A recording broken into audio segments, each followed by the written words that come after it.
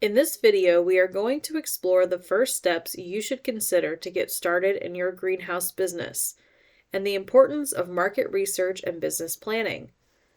We will look at why you need a broad-based approach and why you must always consider your crop in the context of your customers, your markets, and your greenhouse facility.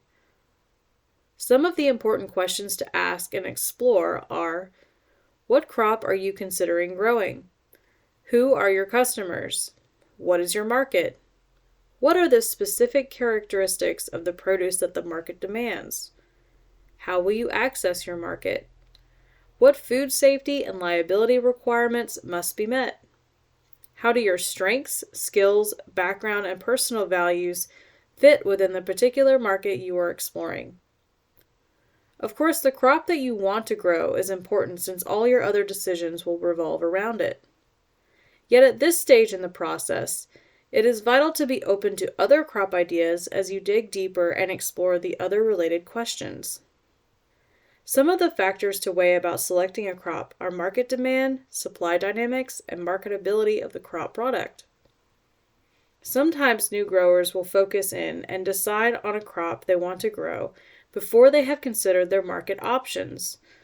This may reflect the hype and novelty of new produce items and the hope of high returns based on current market trends, rather than a careful study of different products and fluctuating markets.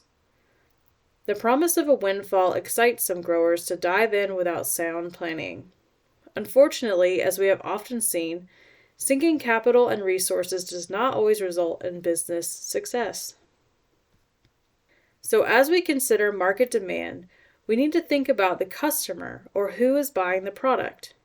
Creating a to-market plan will be essential to understanding the needs of your customer and how to provide them with the produce they want. This will also help determine your sales channel, which may reflect different requirements in your facility. Whether you choose to sell directly to the consumer, for example at a farmer's market, or if you are planning on using a wholesale buyer, like an institution or a grocery store, volume and transportation methods may vary. Every market has specific requirements, such as product characteristics and food safety practices. It may be necessary to have a food safety plan to verify food safety practices and meet regulatory requirements, as well as liability insurance. Your customer and market can dictate what kind of system you use because of crop demands, including the volume and type of crop.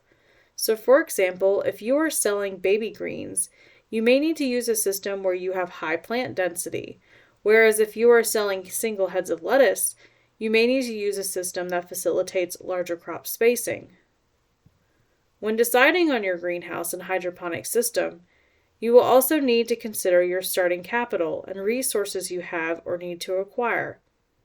Your personal skills, experience, background, and education can also be a deciding factor on the system type you choose. Understanding market risks is an important part of business planning. Initially, you will consider your startup risks, which include becoming a business owner, and understanding the risks of your market, like benefits and considerations of selling directly or through wholesale channels. However, it is important to recognize that market risk assessment is ongoing. You will need to evaluate what your responses will be as your business grows, as your customers and markets change, and as fluctuations and volatility in the market or supply chain occur. Once you have made your initial assessment, you should think about preventative actions you can take. A contingency plan is a good way to lay out a specific course of action that will address situations that arise. Your network, infrastructure, and your contingency plan play a critical role in responding to these risks. The way you respond in different situations is critical to your company's performance, growth, and profitability. Sometimes new conditions caused by market demands necessitate an adaptive response. Other times, your evaluation of market fluctuations and disruptions may warrant a pivot, which could mean fundamentally changing the direction of the business to improve revenue or to survive the market. An example of making a pivot that improves your revenue is changing your hydroponic system and crop type. In this case, intentional changes are made in order to grow or scale up the business. In contrast, a situation where you must make changes in order to survive, like during a time of market volatility, may mean shifting your business model from in-person to online sales. One thing to keep in mind is that every farm is unique and different, so it's important for you to consider your personality, values, and skills when starting your business. Your farm business plan should reflect your unique approach and greenhouse setup. Initially, a business plan will help you put on paper the resources you need to start your business. Define the business model, sales channels, and customer profile. This will become a resource as your business grows, as well as a tool to raise capital. The plan can address strengths, weaknesses, opportunities, and threats, known as SWOT analysis of your business.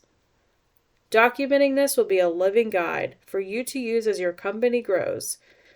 Building upon your initial business plan and vision, the next video in this series will discuss your system type and growing facility.